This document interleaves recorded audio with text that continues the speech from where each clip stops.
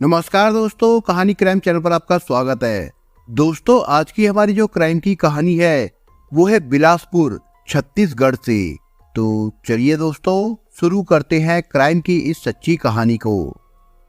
एक लड़का बाजार में खरीदारी करने के लिए गया था। जब दुकानदार को उसने कुछ पैसे दिए तो उन पैसों में नकली नोट थे। दुकानदार कहता है कि भाई मुझे असली नोट दो, असली नोट के बदले में ही तुम्हें सामान मिलेगा। उस लड़के ने कुछ नोट बदल कर दिए। जब दूसरी बार नोट देता है तो दूसरी बार भी नकली नोट होते हैं। दुकानदार कहता है कि इस बार भी नकली है। वो तीसरी बार नोट देता है तो तीसरी बार भी नकली नोट होते हैं। दुकानदार ये बात देखकर थोड़ा परेशान हो जाता है। वो कहता है कि तुम्हारे पास ये नकली नोट आए कहाँ से? जब भी वो नोट दे रहा था तो एक मोटी सी गड्डी से निकालकर वो नोट दे रहा था। यही बात दुकानदार को अखर जाती है, परेशान कर जाती है। मौका पाते ही वो पुलिस को फोन करता है और पुलिस मौके पर आ जाती है। और जैसे ही पुलिस आकर उस लड़के की तलाशी लेती है तो उसके पास 500 के और 200 के बहुत सारे नकली नोट होते हैं। इस लड़के को पकड़कर पुलिस इससे पूछताछ करती है। पूछताछ करने के बाद इसको इसके घर पर लेकर जाती है तो वहां पर न केवल उन्हें नोटों की गड्डियां मिलती है बल्कि एक नोट गिनने की मशीन भी मिलती है। पुलिस अब पूरे घर की तलाशी लेना शुरू कर देती है और तलाशी लेते समय पुलिस को एक लाश मिल जाती है। यहीं से कहानी पूरी तरह से पलट जाती है। ढूंढ रही थी पुलिस नकली नोट और उसे बनाने की तरकीब क्या थी, लेकिन पुलिस को जब लाश मिलती है तो एक ऐसे घटनाक्रम का खुलासा होता है जिसमें इस घर के अंदर 60 दिनों से भी ज्यादा समय से एक लाश रखी हुई थी और आसपास के लोगों को इस बात की भनक तक नहीं हुई। सकरी का रहने वाला पवन ठाकुर पिछले कई दिनों से बहुत ज्यादा परेशान था। उसका एक 5 साल का बेटा है और एक 3 साल की बेटी है। इन दोनों बच्चों को वो स्कूल भेजे या अपना काम करे, इसी बात को देखते हुए रोज के रोज वो बहुत ज्यादा परेशान हो जाता था। और इसी परेशानी को देखते हुए वो समझ नहीं पा रहा था कि मैं इन बच्चों की परवरिश करूं तो कैसे करूं। ससुराल जाता है और कहता है कि तुम्हारी बेटी कहीं चली गई है, उसे ढूंढने में मेरी मदद करो। वो रोता है, उनसे याचना करता है, लेकिन ससुराल वाले कहते हैं कि हमें तुमसे कोई मतलब नहीं है, तुम कौन हो हम जानते नहीं। तभी वो अपने माँ बाप के पास जाता है।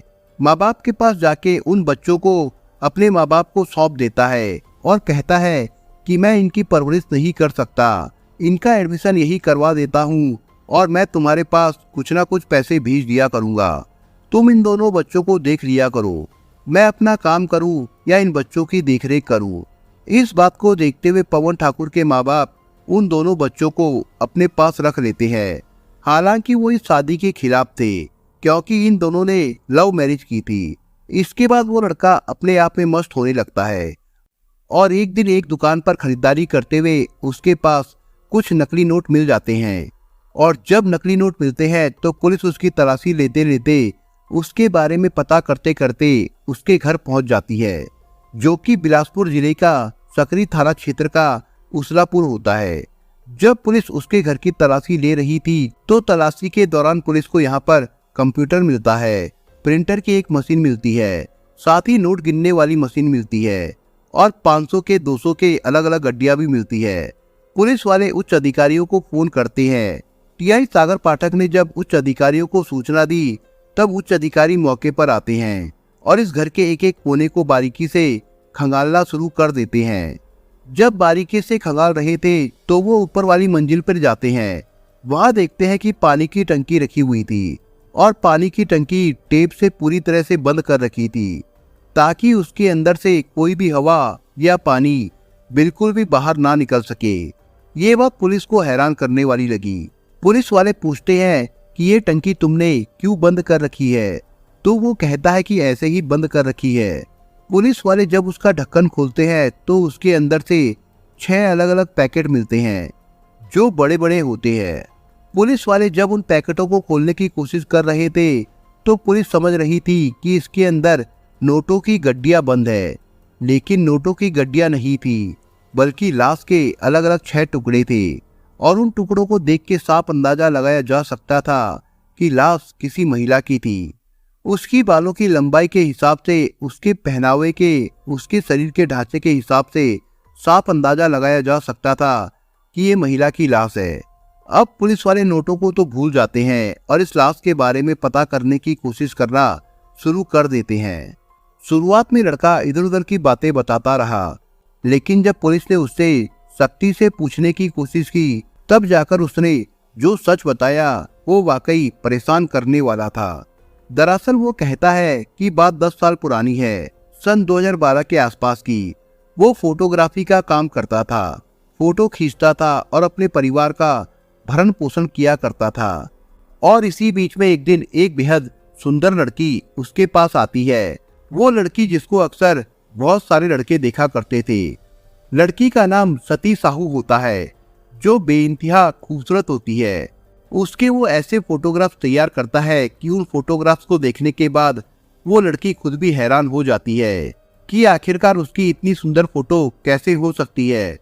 फिर वो अक्सर अपने फोटोग्राफ खिंचवाने के लिए उसकी दुकान पर आया करती थी।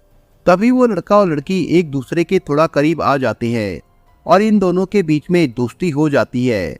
और दोस्ती कब प्यार में बदल जाती है, दोनों को पता ही नहीं चलता। लड़का और लड़की दोनों ही अलग अलग जातियों के थे, लेकिन दोनों एक दूसरे से प्यार कर बैठते हैं।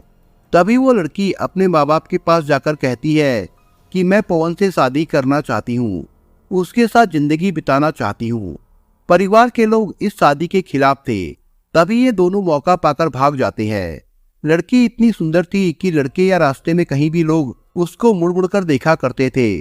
शुरुआत में ये बात पवन को बहुत अच्छी लगती थी, लेकिन जैसे जैसे समय आगे बढ़ रहा था, यही बात पवन को परेशान करती थी, क्योंकि वो बाहर काम करने जाया करता था।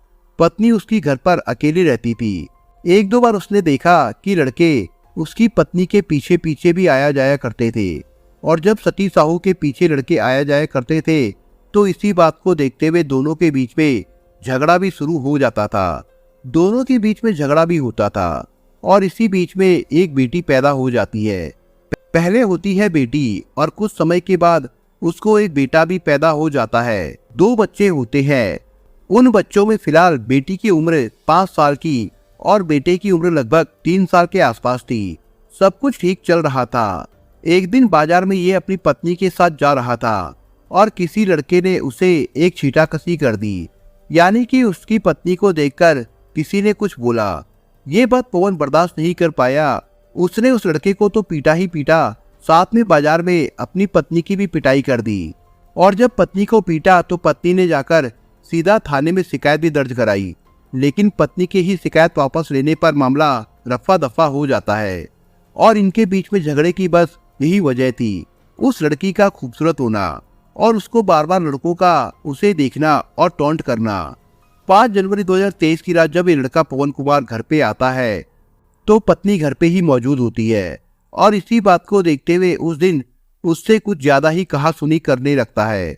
वो कहता है कि तुम्हारा किसी के साथ अफेयर है, तुम्हारा किसी के साथ अवैध संबंध है।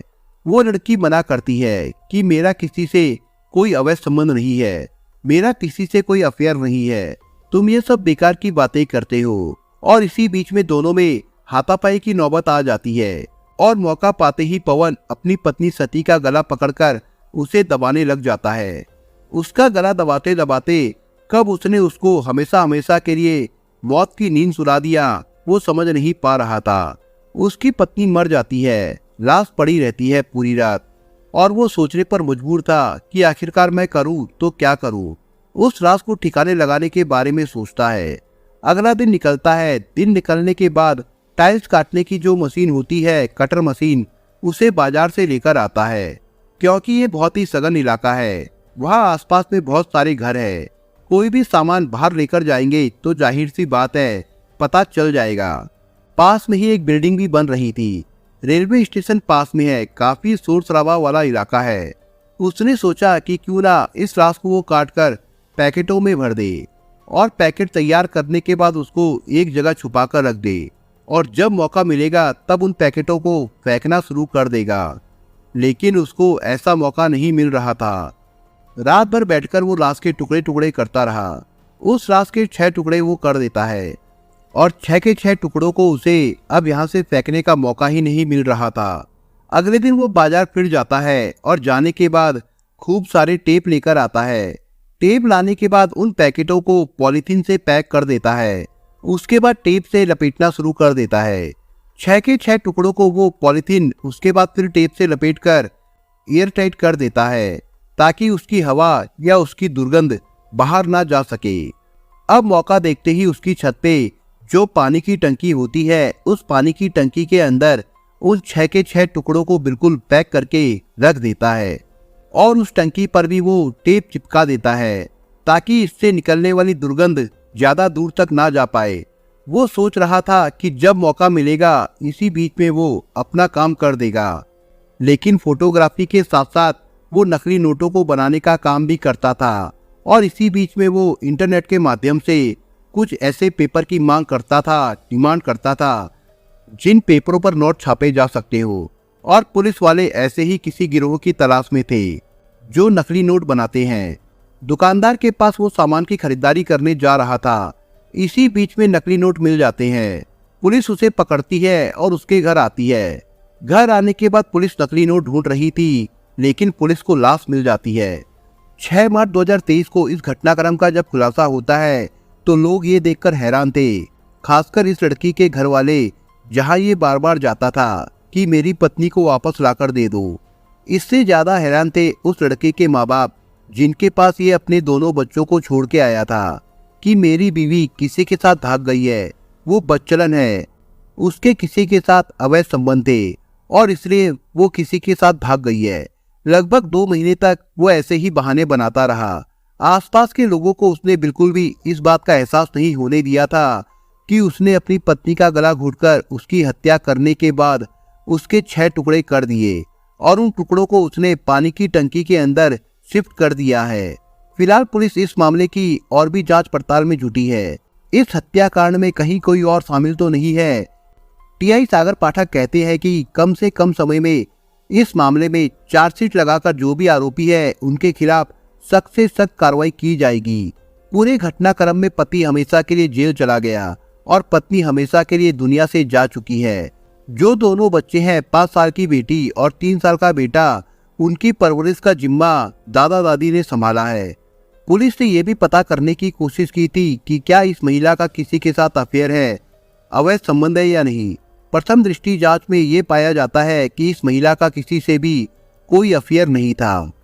दोस्तों, इस कहानी के बारे में आपके विचार क्या है, हमें कमेंट बॉक्स में जरूर बताएं। और दोस्तों, अगर आपको हमारा काम पसंद आया हो तो वीडियो को लाइक शेयर जरूर करिए। और अगर आपने अभी तक चैनल को सब्सक्राइब नहीं किया हो तो जाने से पहले चैनल को सब्सक्राइब जरूर करिए। दोस्तों, धन्यवाद।